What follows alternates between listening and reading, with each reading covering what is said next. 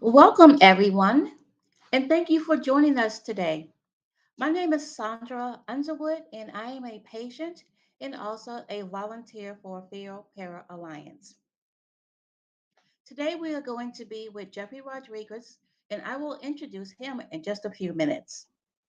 Again, I am Sandra, and I was diagnosed with pheocytoma in September of 2019. I was unfortunately having a dental procedure when I crashed and coded and woke up at Northwestern Hospital in the emergency room. There are more details to my story, and thank you to Stephanie, as I was featured on feelpair.org in July of 2020. And if you're interested, more details are there. Again, thank you for joining us. I want to say at the offset, this program is brought to you by Pheo Alliance, whose mission is to empower patients with pheochromocytoma or paraganglioma, their families, the medical profession, through advocacy, education, and also to provide a global community of support. At the same time, helping to advance treatments and cures. I want to give a special thank you to Progenics for this webinar series on disability, and this is made through an educational grant. Before we get started with the webinar, I just want to take a few minutes to mention a few upcoming events. On March 31st, which is just next week, will be second part of this webinar series on Social Security income. On April 5th, we have our monthly online peer support meeting. Also, again, on April the 14th, there will be a webinar on precision surgery. All these events are located on the website, theopero.org. Also, just one thing. All the information presented today is for educational purposes only. And now I will introduce Jeffrey. Mr. Rodriguez has been with the Social Security Income Administration for over 12 years, serving as the Public Affairs Specialist in San Diego and Orange County for the last 7 years. He serves as a windfall elimination provision and government pension officer and trainer in the San Francisco region in the South Coast area. He was the specialist assigned to Medicare Non-Utilization Project and a member of the South Coast Area Representative Payee Task Force. He also hosts a weekly local television show called Social Security Today, which covers Social Security program rules as well as keeping the viewers informed about current Social Security issues. Jeffrey is a member of the San Francisco Region Management Association as well as the Hispanic Advisory Council. And now we will hear from Mr. Rodriguez. Thank you, Sandra. I appreciate that. And I appreciate the opportunity to be able to be with you all and to share some very important Social Security information. As you know, one of the things I constantly hear or um, will get feedback on is how much information and people get lost within that information. So today I have that um, the opportunity to go ahead and share all of the information that we can try to fit into our time frame, and keep in mind this is more of a introduction to going into some of those things. Then we'll have some time for some Q&A to ask some of those specific questions regarding disability. So let's start off here, and as we go through, and let me get here. This is whenever I give a presentation, whenever I am sharing information about Social Security, one of the things I always try to encourage those listening, those that are in the audience, is first of all, you want to use our website. Our website is designed to be able to provide the very fundamental basic information that is needed to understand Social Security. Um, and especially if you click into one of the boxes such as disability and go through that information, or SSI, and when you go in there, you're going to find links to further information. You're going to find publications that will help give you a better understanding. More often than not, people will reach out to Social Security with a question, and had they gone through our website, they probably would have found it much quicker, easier, and some extra information rather than calling an office or trying to go into our office once our offices are open, spending, a long time, whether it's on the phone waiting to get to a representative or to get to a person in our offices, um, when they could have got the answer right on our website. So I always say start with the website, get the information there, and then you'll be ready to go kind of onto the next phase, which is to develop maybe a set of questions that you want to ask a representative. The FAQs are a fantastic way of getting a lot of that base information. Now, once you've also done so, I would say set up your My Social Security account. The My Social Security account will give you information on your own record. So it's really pulling and extracting from your record to give you. So it's the specific information that you would have to that you would want to know in regards to your account. Now, as we go through, I want to start with going through just some real basic facts, statistics when it comes to disability and Social Security. First of all, is the number of individuals that are receiving a Social Security benefit. When we talk about Social Security benefits, we're looking at, over 60 million individuals that are receiving benefits. And as you saw the amount, I'm sorry, changed it real quick, 5.2 million receive SSI, and some will receive a combination of both. So it just depends on the amount of benefit that an individual is eligible to. And we'll go through and into some of those in regards to what types of programs and specifically disability, as well as the SSI and the access to SSI. But when you look at disability specifically within Social Security, um, there is a great number of people that are receiving benefits. The disability benefit on an average, when we take all of those that are paid throughout uh, a single year and look at what the average is, right now it's about $1,154 on an average that we're paying an individual. And we know that really is not a huge amount. And as you go through, you'll see kind of why that is usually lower than a retirement benefit and what happens with that. But we look at, and what always kind of brings to my attention is the number of people that have a disability and continue to work, meaning there are a great number of people that are living with their disabilities, still able to function at a point where they're able to work. Then we look at those that have a very severe disability and unable to work, or the disability grows to a point where they're unable to. And that's really where Social Security and disability starts to happen. And so as we look at the process itself, um, I think that's where, I really want everybody to understand what happens, because I think this is where part of the frustration comes in with Social Security and disability, because it is a lengthy process. So let's start with just some of the building blocks when it comes to disability. And that is, what is disability? So SSDI, Social Security Disability Insurance, is a benefit that would, if the individual is approved, would be given to that individual because they are no longer able to work. So the conditions that they have um, are keeping them and impair them from being able to work at what we call a substantial gainful activity amount.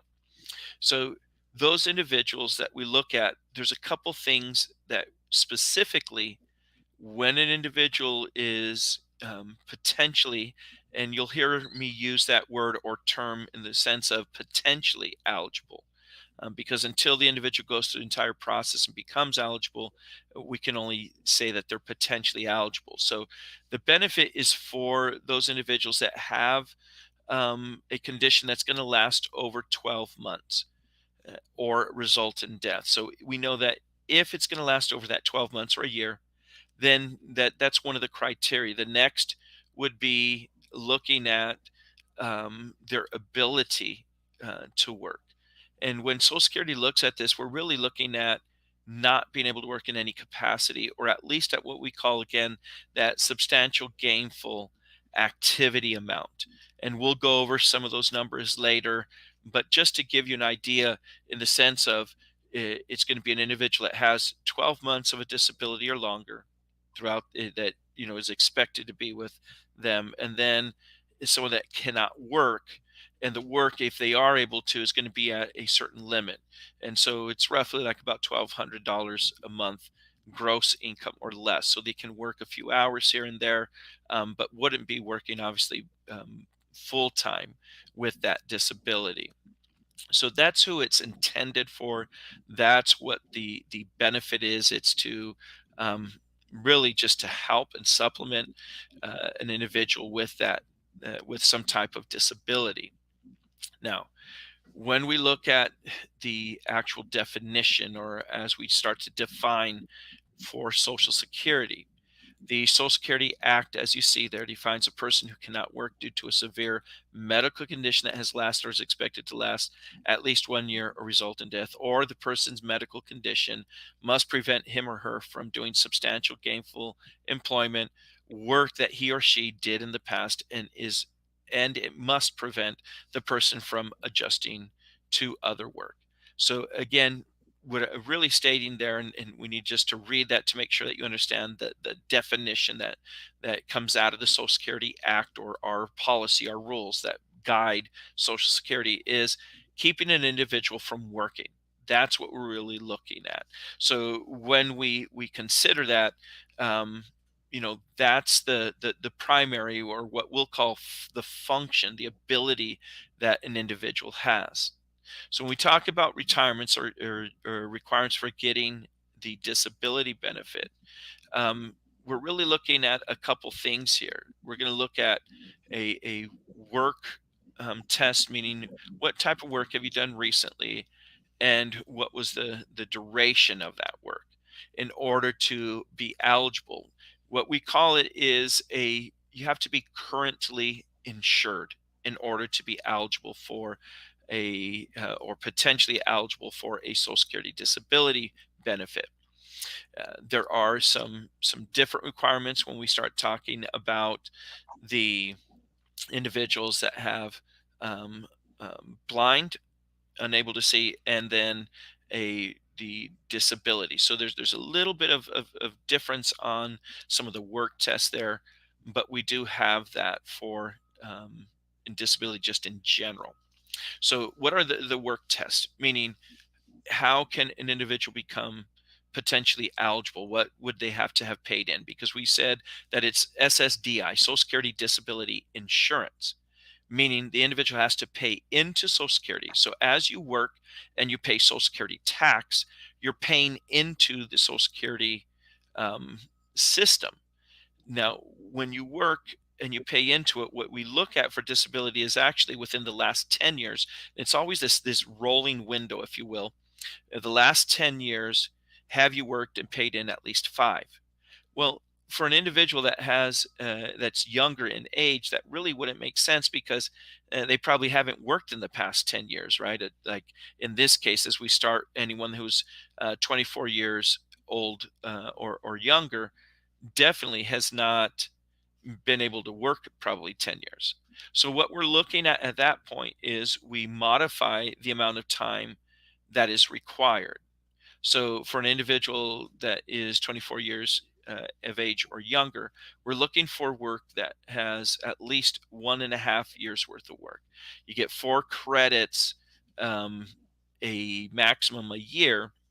So what we're literally looking for is 6 working credits. Each year, the amount of the credit is stated, and so it's right at about 1,000, uh, you know 200, 300, and you'll go through each year. It changes, and so you have to kind of keep up with that if you're trying to see. But you can go through and find out, by taking a test to see if you're currently insured, and using one of the calculators. as well as when we talked about the My Social Security account. The nice thing about that is it'll give you that information and show you right on there if you're eligible or potentially eligible to disability, and what is the length that covers you by. So if an individual is working, a young individual here, and they had 1.5 years of work, then they are potentially eligible. They wouldn't have to work the 5 years, only 1.5. And then it integrates. So from each of um, those time periods, it starts to just grow. Then, as you see, after that 24 to 31 period, when you become 31 or older, then that's where that 5 years out of the last 10 have to be worked. So it's either going to be half of the period that you need to work, if depending on your age, 24 through 31, or once you hit that 31, then we do need 5 of the last 10 years. So meaning this, because it's always a 10-year kind of rolling window, if you will. So if I worked the last 5 years, then I actually have coverage from today. If I stopped working for today due to a disability, I have coverage from today up through 5 years, meaning to apply where I'm currently insured and where I potentially could be eligible for a disability. So maybe I stop working due to my disability, but maybe not at the point where I qualify under Social Security, or I'm able to work a little bit, just not as much, or my conditions are starting to increase. And maybe a year later, I realize, okay, I definitely am not able to work. Well, because I had worked the previous 5 years, a year later, I'm still covered. I'm going to be covered for another 5 years. So that's what that work test, if you will. I don't really like the title of it because it doesn't explain it well. But when we look at the the amount of work needed to kind of cover the individual, this is what we're looking at. Again, although it's even 5 years of the last 10, what we're saying is if someone has worked in the last amount of these years, then you're going to create enough of the paid into to be insured. Uh, when you already are covered, say you've worked, you've paid into the system, you've checked your My Social Security account, and you see that you do have coverage for the disability, and or you take, maybe look at one of our calculators, or you're unsure and you just apply. And you have the question, when should I apply? And this is always a big question to that individuals ask, because different conditions can cause different things. So let's say that someone maybe is suffering with a type of cancer, and they're going through the different stages, different effects of the cancer on them. Well, someone can initially be so advanced that the treatments, the medications, and everything else are definitely not going to allow them to work, right? Whereas someone else may be in the earlier stages and they're still kind of working through it. Maybe they work part time, but they're still working over the substantial gainful activity amount, and so therefore they it wouldn't be the time to apply. But the correct time to apply is when you have that disability that is impairing you or keeping you from working. Once you are no longer able to work due to the disability, from that point forward is where you really want to apply. Because if you continue to work and you're kind of off and on, but you're above the substantial gainful activity amount, then that limit, that earnings limit, is going to keep you from, and you're not able to apply. So it's the point where you're no longer working, um, and that disability has got to that point where it's keeping you from working. That's where I say that's the point that an individual needs to start the process, because the process itself can be very lengthy. It can take a while, and we're going to go through the steps, and I'll explain that so that you have a better understanding of some of the length of time, and what to expect. One of the things that I think is so important when I work with individuals or speaking to individuals about disability benefits with Social Security is you really have to understand the process and the length of the process, so that you don't become frustrated, not knowing what to expect, and didn't realize, well, I didn't know this was going to happen, or it was going to take this long. So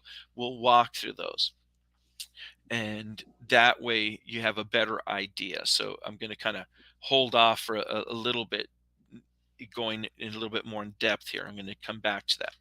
So How does one apply? The best way to apply for disability benefits, in my estimation, is online. The reason that I state that the best way to apply is online is because when you file your application for disability online, what you will be given is a code as you start the process online. And that code will allow you to save your work, go out of the application, and then return at a later time and start up right where you had left off. The reason that this is so important is because what you will find as you go through the application, there's going to be some questions or some information that you may be unsure of.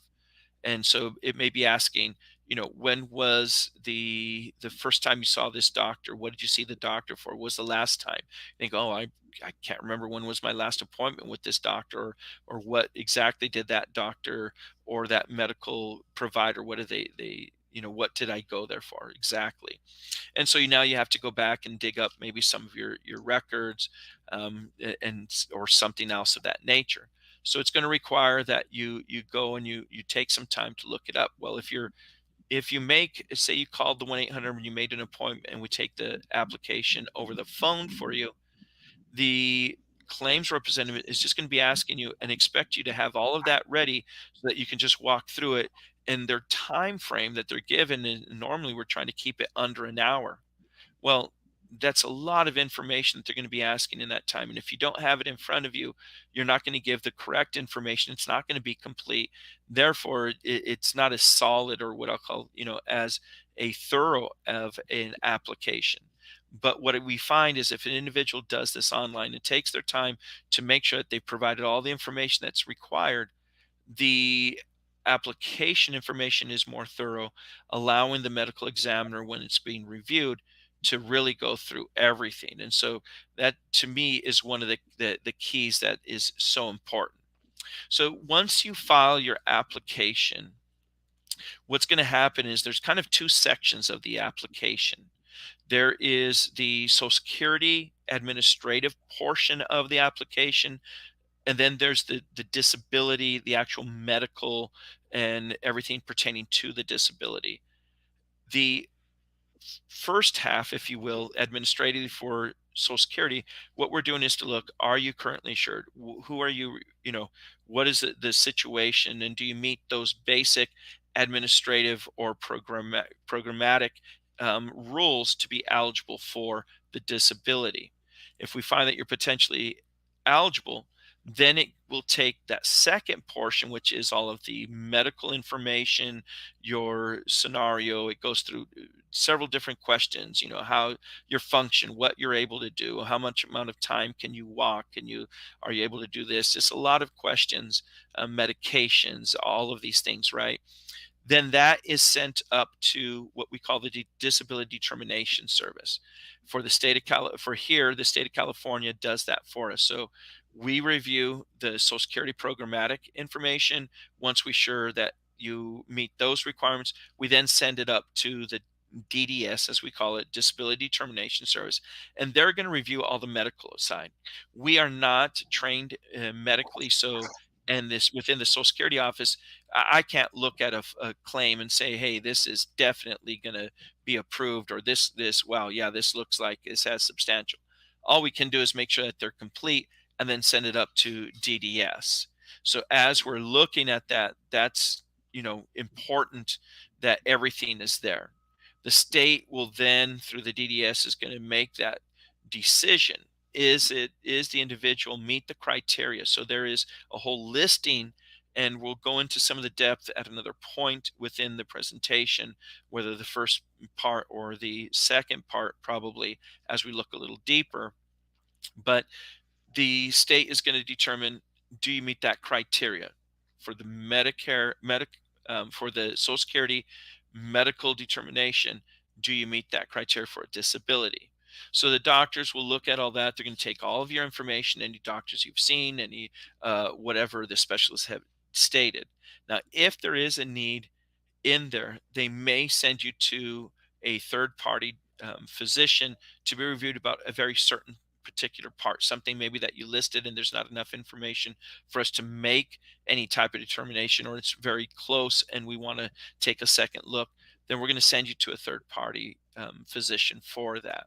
And you'll receive notification and an appointment for that. Other than that, we're going to use all of the information that you've given us, the medical evidence that comes from your doctors. So you'll sign off and give us the ability to request that, and we'll do that. You don't have to bring in that whole stack or that box of information. We are going to request that of your medical providers, of anyone that you list. And that's why it's so important, again, to do it online, is because we need you to list the doctors, their contact information, the first time you saw them, what you saw them for, the last time you saw them, what kind of medications do they give you, what kind of treatment, all of that.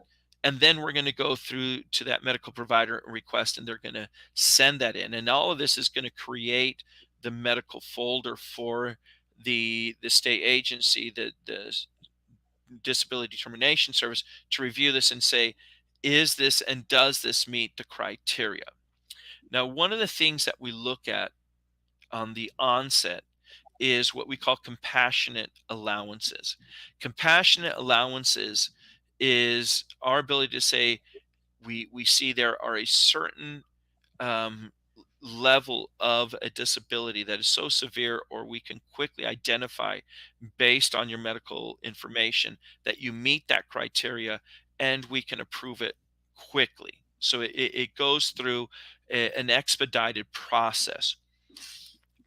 Now, you don't have to worry about knowing exactly. You can always go to our website and look up what are those actual compassionate allowances, or CALs as we call them, and you can go through the listing and see what those impairments are. But as you list them in your application and on those forms, the system will automatically pick up and identify and say, here is a compassionate allowance. We need to look at this. This meets that criteria, so that when it goes to DDS, they are going to say, this needs to be expedited because they've listed that. And just, is there the criteria, the evidence that shows and demonstrates from your medical provider, your physician, that this is, and you meet that criteria, so that we can evaluate quickly. If not, if you don't have a compassionate allowance, that's okay. What we're going to go through is making that determination, right? The, again, DDS, not us personally within the Social Security office, but they're going to be reviewing all of the medical information, saying, one, they're going to be look and say, are you working? If you are, to what level? Do you meet that criteria? How does it affect your ability to work, your impairment, this disability? What is it doing to you to impede your work? Then they're going to look at the medical condition itself. Does it meet that compassion allowance? Is it something that we just say, hey, this is part of that listing, we know for sure, yes, this person has this condition, we have to do it. If not, then they're going to look at all of those conditions, and they're going to push them up against the Social Security regulations for medical allowances that allow the disability, and see if you meet that criteria. Then they're comparing things like, what were you able to do prior and what are you able to do now? Not only just work, physical work like at a job, but also within the home.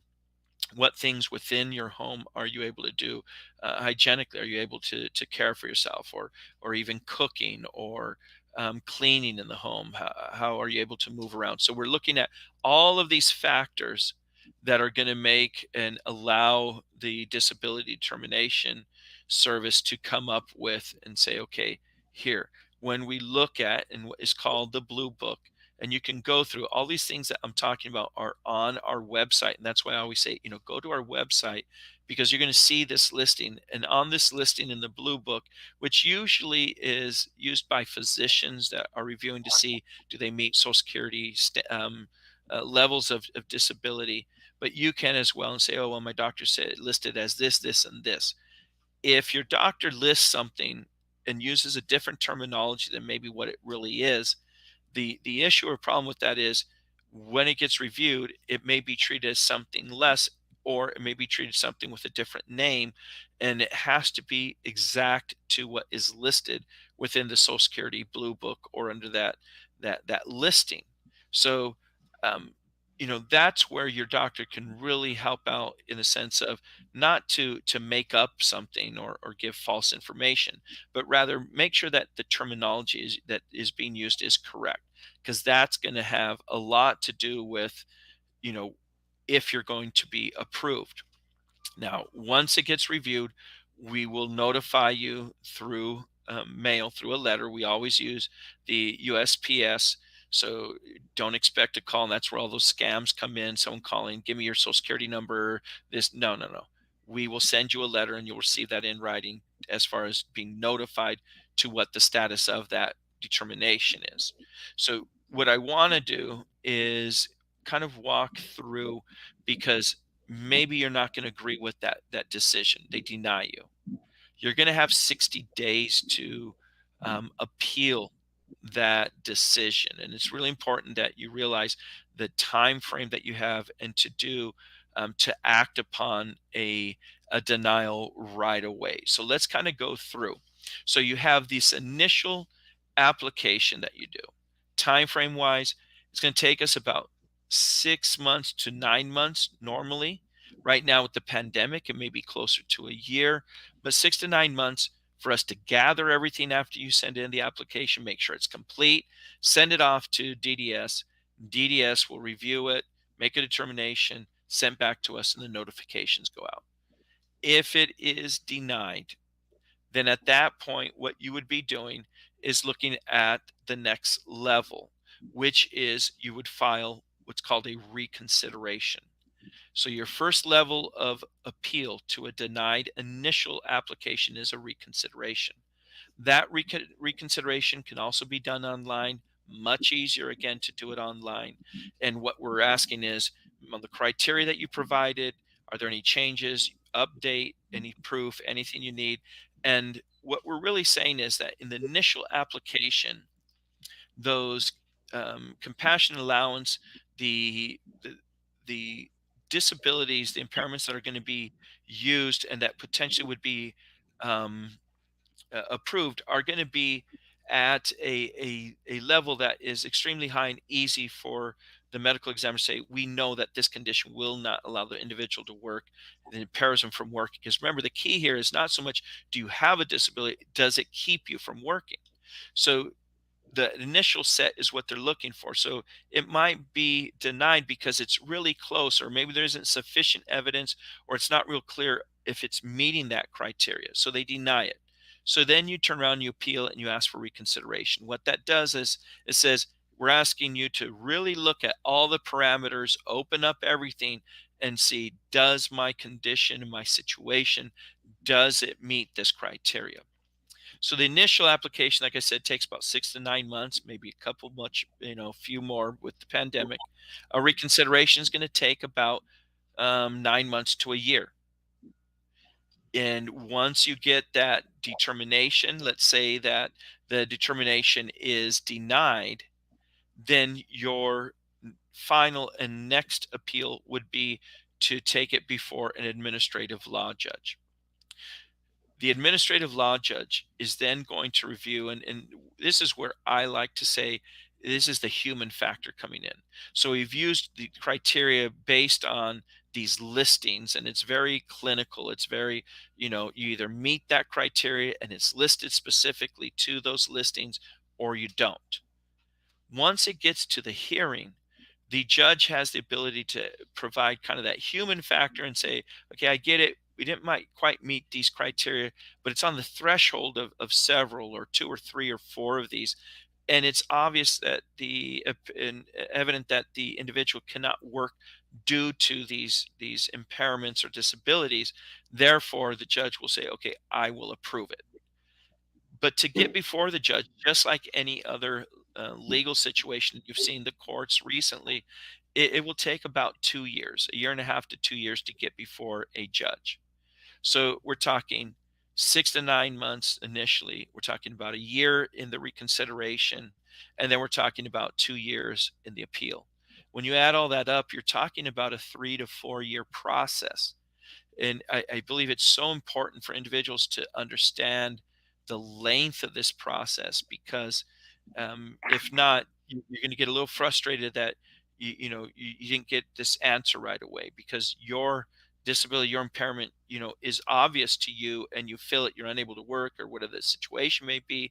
But to get approved for us, because once you're approved for disability on the Social Security side, this is something that we're expecting to last for a great length of time or the rest of your life, and so that benefit is going to be paid at that length of time. And once you're approved, it's very difficult to fall off, because we build in these buffers around it, where you have these trial work periods. So even if you're able to try to go back to work, we're going to create up to 9 months that you can do so. If you meet above a limit, then it kicks you into a 36-month or a 3-year, what we call extended period of eligibility. So there's this great length of time, somewhere around 5 years, that once you get into a disability and approved, that it's going to last. And so we really need to do our due diligence and make sure that the individual is eligible. So that's why all this process can be so lengthy. Now, when we look at SSDI, Social Security Disability Insurance, the benefit is not only for the individual, it opens up benefits for the family. And who can receive on that? Well, it can be a spouse, depending on that spouse's age. They have to be at least age 62. Or if they're caring for a child that's under age 16, or a child that has a disability, then that spouse can be considered to receive benefits under the disability benefit under the number holder. Um, Even divorced spouses may potentially qualify there. Then when you look at children, what we're looking at is minor children under age 18.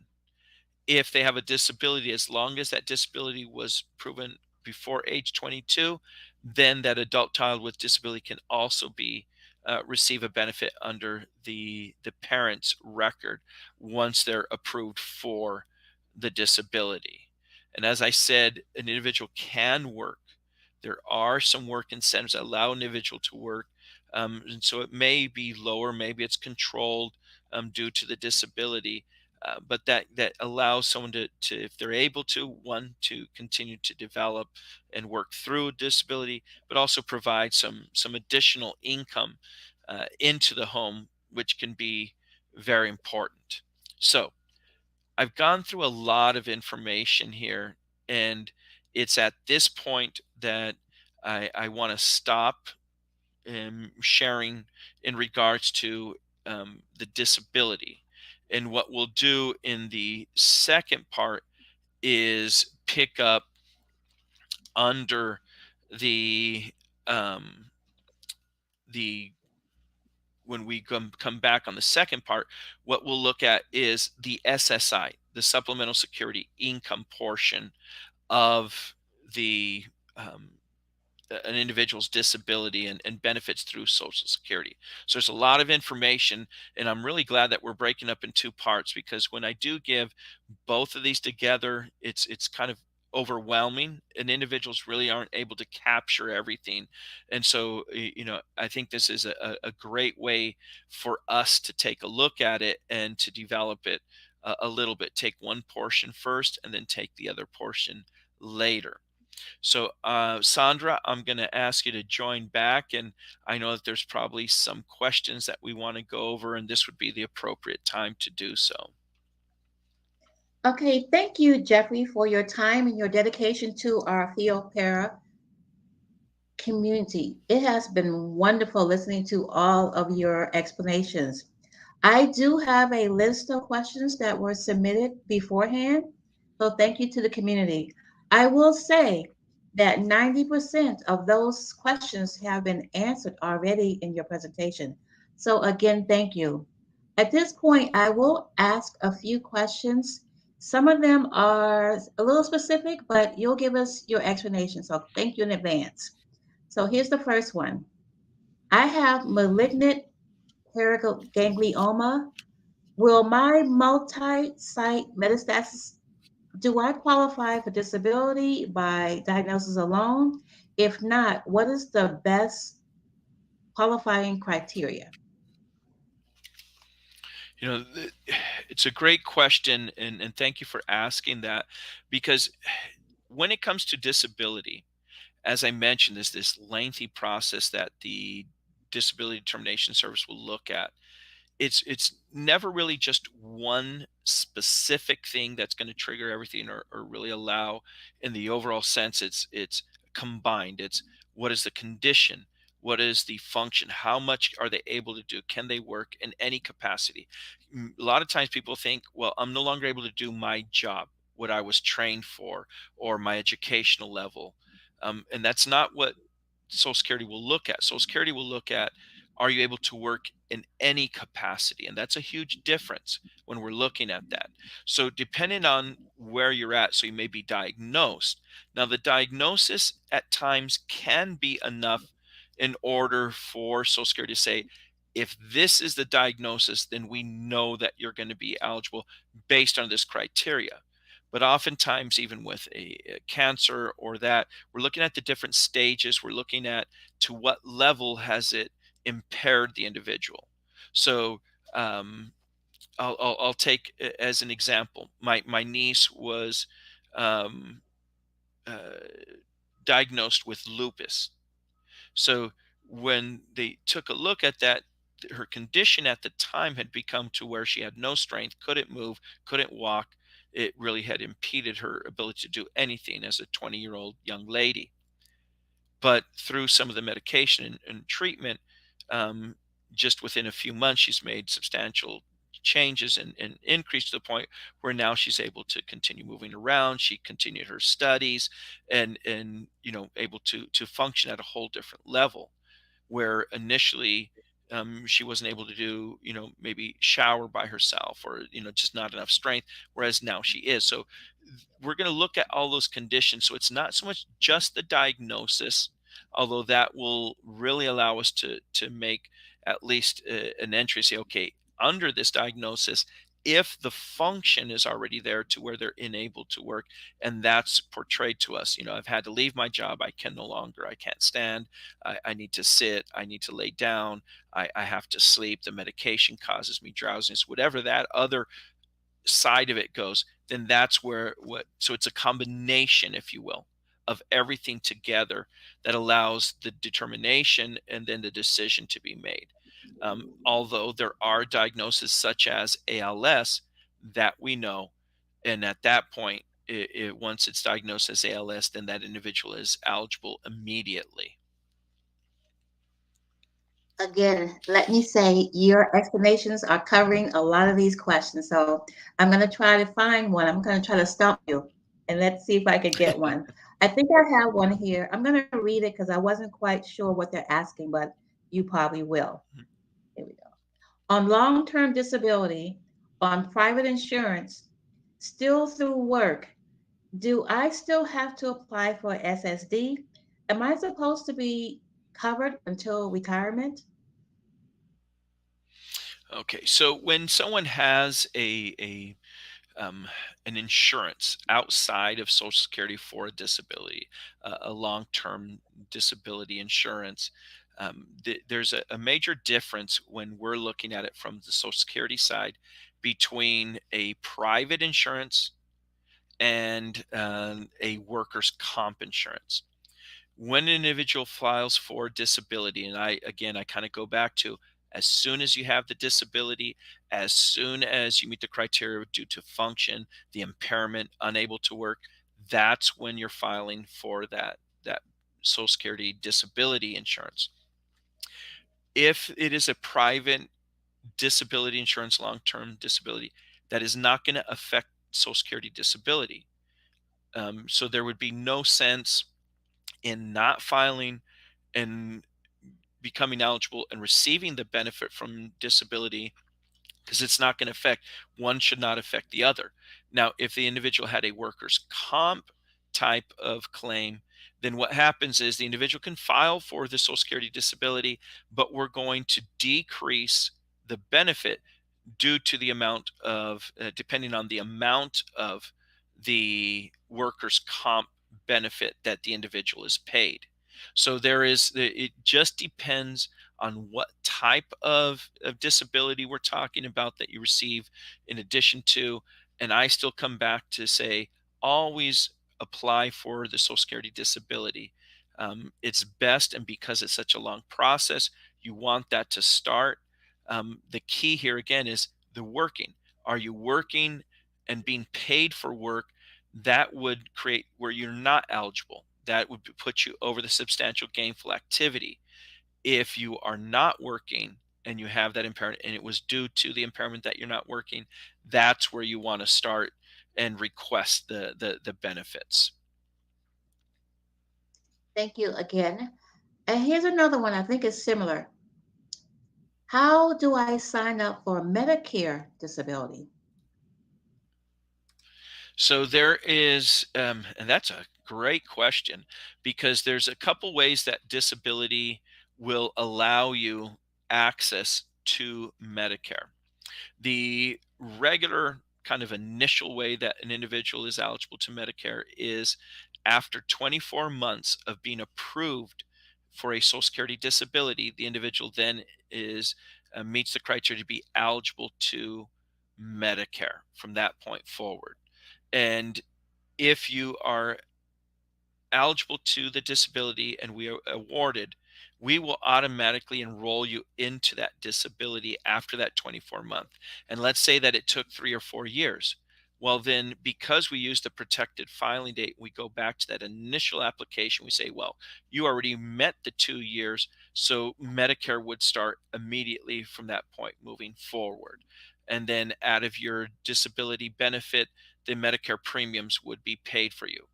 The other option is, and this is a very unknown, very specific, and the only reason I know is because I became an expert and worked on these types of claims for an individual who continues to work with a disability and be approved for Medicare. And this is very specific. It's most of the Social Security staff may not even be aware of it. If you tell them, "Hey, I'm still working. I'd like to file for a disability in order to get the Medicare," they may not be aware it, but it does exist. And so we're saying is, if you meet the criteria, your impairment, that disability meets all the criteria to be eligible for a disability, but you select to work through that disability and continue to work, then you have potentially the eligibility to become eligible to the Medicare. So then you're filing a claim for Medicare due to working while disabled, and that's a whole different process. It's still very similar. You're going to have to go through the process to be approved. But once you're approved, then it can cover. And after the 24 months, same exact situation, but it allows you to continue working so you get no um, financial benefit, right? Economic benefit. So you're not going to be paid for the disability, but what you would receive is eligibility to the Medicare, and there are many individuals that require that, and so that would be the way um, to file for a Medicare benefit while working with a disability. Okay, let's see if I can stump you. Do you have or do you know of any specific statistics with regard to pheochromocytoma and paraganglioma and us receiving Social Security? Saying, and now there's the one you're going to stump me on. No, I don't have any type of specific um, data to something that specific, unfortunately. But that may be something that your group does have, Sandra, as far as how many people have filed, and you can always push that up against the 2.2 million people that receive a Social Security disability. So I'll throw it back on you. Okay. All right. So I'm going to be a little personal here. I am in the process. I filed for disability about 4 months post surgery because I had some attendant issues. So I filed, was denied twice. So in 2 weeks, I will be before an administrative law judge. And I have to say, it will only be 2 years and 3 months. So a little less than that, 3 to 4 years. So it may depend on the state that we're living in. So for me, again, it will be about 2 years and 3 months. So I have my hearing in about 2 weeks. Any advice for me? Um, the initial advice would be, trust the system. I get this question a lot. Do I need to do this? Do I need to bring in a lawyer? Do I need, you know, my advice to close friends that have filed for a disability is to say, just provide everything that is going on. Make sure you got the medical um, documentation, that everything that you've gone through and that your doctors have provided. Make sure that that's in there, so that the judge is reviewing that. On the other side is your personal side. Tell your story. Make sure that the judge understands how severe, what is the function. Again, I go back to that function, because one aspect is the medical, and if it's already listed and approved under that listing, or it's right at the line and maybe doesn't meet all the criteria, it's going to be this impairment or this disability has affected me to where I can't do this. And it may be something small that you're thinking of, well, I can't wash dishes anymore. But the judge needs to know that, especially, like, I'll take for me, I love washing dishes. I find it relaxing in a weird way. I do. And so, if there's something you're able to do and then you can't do it because of an impairment disability, that you have loss of function, and that is what the judge is really looking for. What has been lost, what is the level that you're able to do. So, just because maybe you now have bought slip on shoes, let the judge know, I can't tie my shoes, so I now have sandals, or I have slip on shoes because I can't do that. I can't bend over, I don't have the strength to do this. Whatever it may be, you have to really tell your story, because if not, there is no way for that judge to know how it has impacted and what it has caused you to lose as far as your ability to do certain things. And you may say, well, I'm pretty good for about an hour or two at most, but that is it. I cannot do anything beyond that, due to exhaustion, or because of the treatments, the medication. I have to lay down. It causes me to become very drowsy and sleep. I can't drive. I can't even walk at that time. Whatever it may be, you have to tell your story. I wake up at night and can't sleep because the medication is so strong, it keeps me awake at night, or the pain. Those are the things that you need to tell. That is the option. That is the opportunity when you see an administrative law judge, you go before the ALJ to give your story. Again, extremely thorough. I really appreciate that. So we have a few more minutes. Let's see if I can get a couple more questions in. Okay, so the process of being diagnosed with a sometimes I just can't get that word out. So let me just say pheo or para. The process can take years, Mhm. 5, 6, 7, 10, or 15 years, and a patient is undergoing so much with the symptoms. What do they do if they don't have a diagnosis, but yet they're impaired because of their symptoms? Right. And that's a great question. If you're already going through the symptoms, um, I would say to still file.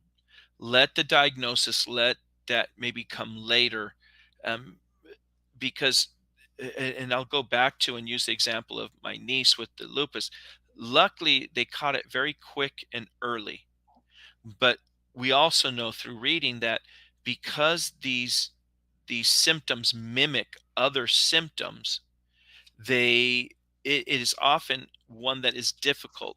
So they'll think it's something else and kind of treat it for something else, and it's this hit or miss. But the effect of the disability or the symptoms is already occurring, and so maybe those don't meet all the parameters. But if you start the process and you file the initial claim and maybe it's denied, and you go through the reconsideration and they look and, well, it doesn't meet the criteria, but your symptoms are definitely there. That's where going before the administrative law judge to say, okay, we still haven't. And maybe at that point, they still haven't been able to diagnose it completely or exactly under this, but that's okay because it may be on the, close to other ones, or the listings may not meet all the criteria, but it's right at the line. And along with your symptoms or the function and change, the judge at that point would be able to make that determination, say, you know what, we're going to approve your claim even though they don't have that exact one. So it's at the ALJ stage that he's able to override the actual listings. So in the initial and the reconsideration, although the listings are the only thing that they're able to use, not at that last level. That's where maybe there isn't a diagnosis, but it's very evident that whatever all this is keeping the individual from working. Again, thank you so much. So the last question is going to be for you and about you. Okay? Can I ask, and Okay. maybe the community may want to know also, but what brings you satisfaction for doing this type of work? Uh, we would have to spend literally a day or Mm. two talking about that. Um, when we're impacted by family members that have disabilities, when we, or ourselves work through certain disabilities, uh, it allows us to have that empathy and to say, thankfully, and you know, I don't maybe have it at this level, or I'm able to function without, but we realize there's others. And so for me to be able to represent Social Security as a public affairs specialist when I did the claims rep um, work, it was to be able to help an individual through this process. It can be a very scary process for many. It can be a very difficult financially, emotionally, that individuals go through. And because I had the privilege of helping my mother take care of her elderly father, because we've had the privilege of working around on the personal side. I am very involved in my church, and I work with families that have special needs children. I work with families that have family members that have severe conditions, or elderly that have conditions. um, I get a joy and satisfaction of helping, whatever my role is in all those different capacities. If I can just make someone's day a little bit better, if I can help bring some clarity to a confusing, um, gray area of life, then that brings me satisfaction, just to be able to help. So that's why I continue to do this work and love what I'm doing. I have the best job in the whole world, and especially within Social Security, and especially in my role as a public affairs specialist, to share this information with others. And so when I do this, I try to do my best to look at each presentation individually and provide, what am I going to provide this group of individuals? What do they need to hear, and prepare for that? And that's where my job satisfaction comes from. Thank you for asking. Oh, you're welcome. And I can say that your passion and your empathy certainly comes across. And I don't think I'm the only one to say that. So I want to say thank you. And at this point, we'll start wrapping this up. This webinar will be available on the website in a few days. We will also transcribe the questions and have those available. If this information has been useful to you and you're interested in donating, you can do so at theopera.org/donate. Again, special thanks to Progenics for making this webinar series possible through an educational grant. Thank you everyone for attending today's webinar, and we hope to see you again next week for a part two on Social Security income. Thank you and have a wonderful day.